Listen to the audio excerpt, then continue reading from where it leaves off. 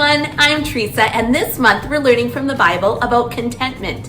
That's right, contentment is learning to be okay with what you have. And today we get to hear a story from the Bible about a king who was actually miserable because he wanted more and more. But before we get to that, let's check in on Erica. Remember last time how Erica learned to be content by fixing her bike? Let's go see what she's up to.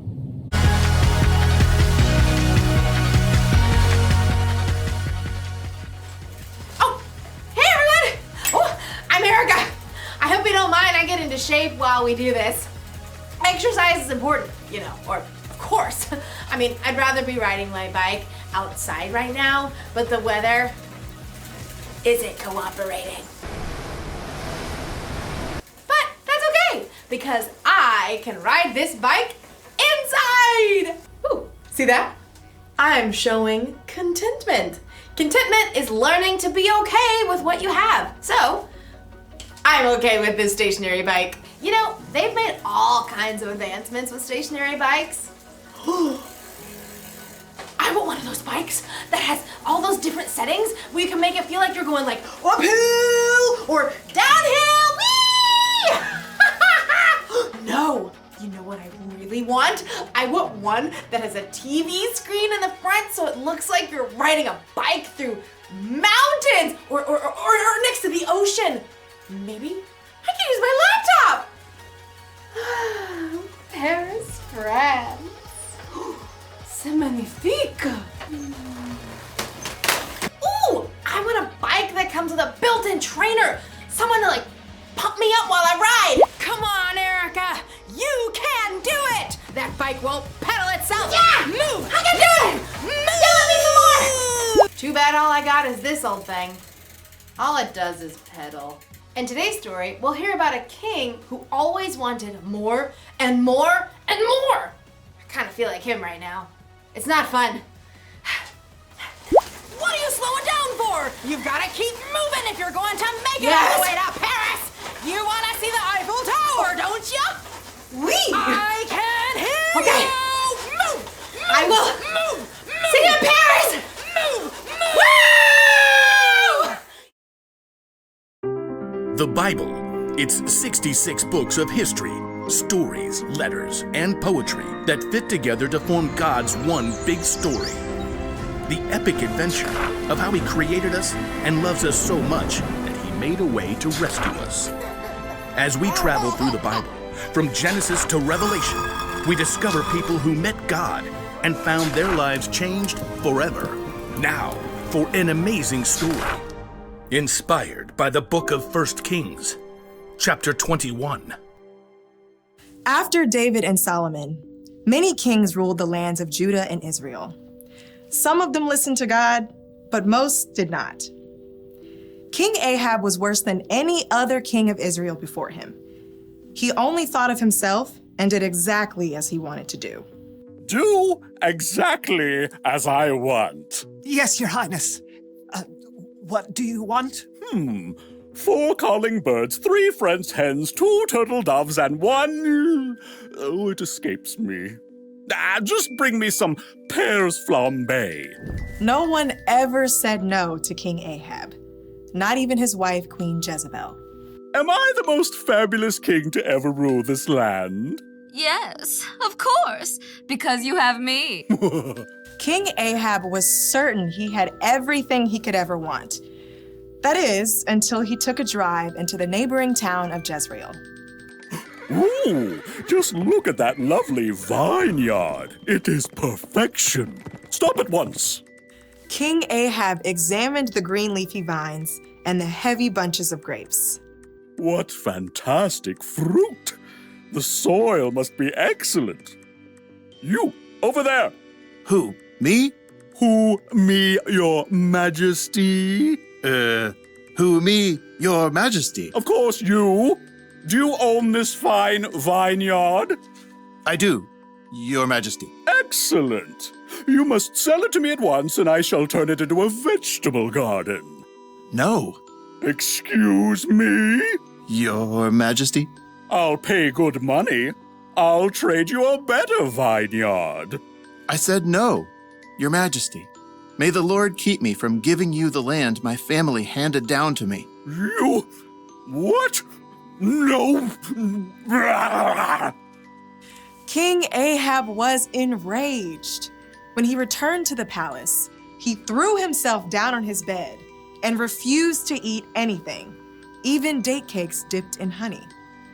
Why are you in such a bad mood? Why won't you eat anything? Naboth won't give me his vineyard.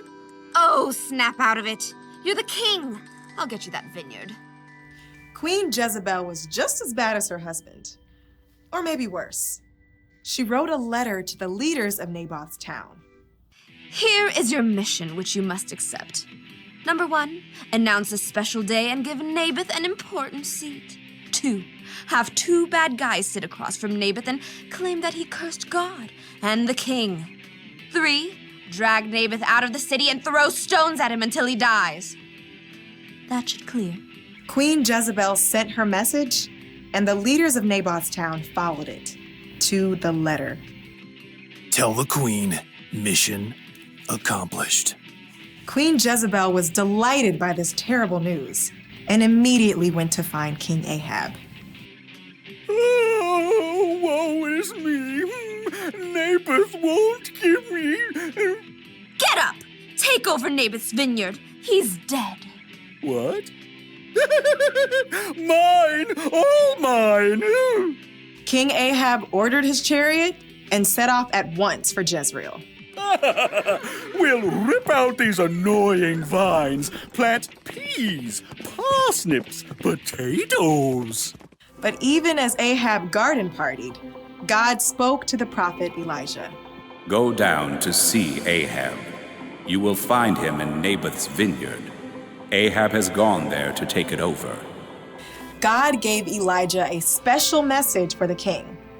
Elijah had faced Ahab before and knew the king would not be pleased to see him. Okay, here goes.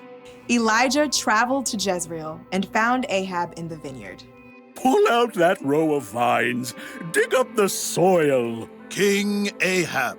The king turned.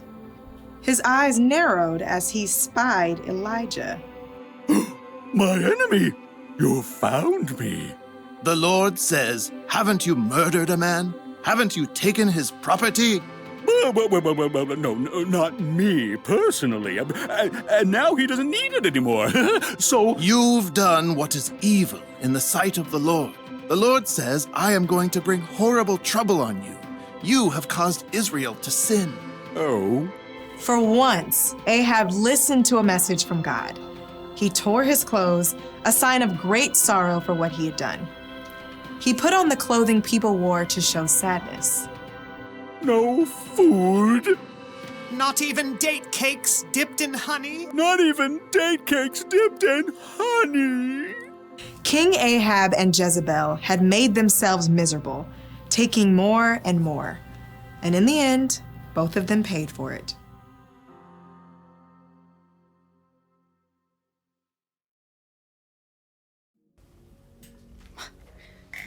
Yeesh!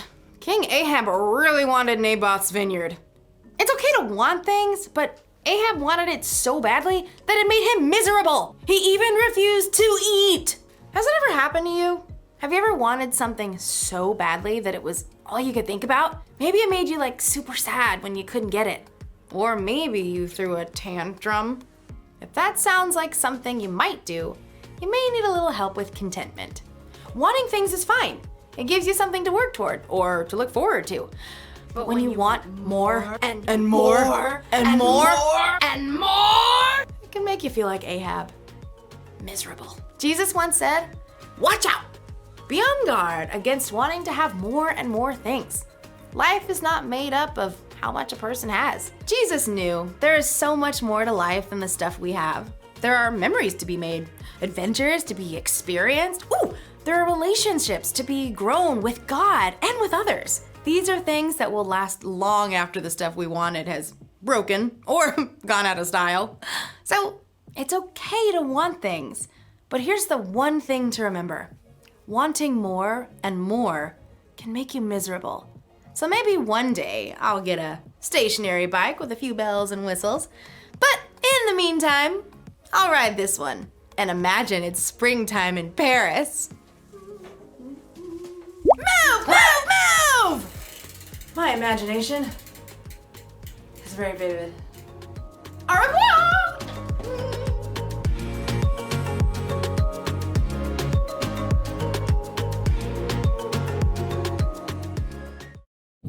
We have a verse to help us remember to be content with what we have. It's from Luke 12:15. Then he said to them, watch out, be on your guard against wanting to have more and more things.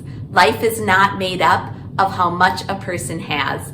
Let's say it or sing it together. Luke 12:15. Then he said, watch out, be on your guard against wanting to have more and more things.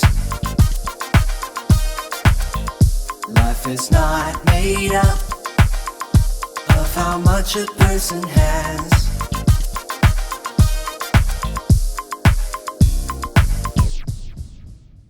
Nice job with that verse. You know, in our Bible story today, we learned that wanting more and more can make you miserable. I hope you can remember the words to our memory verse this week and be on your guard against wanting to have more and more things. And I'll see you next time. Bye-bye.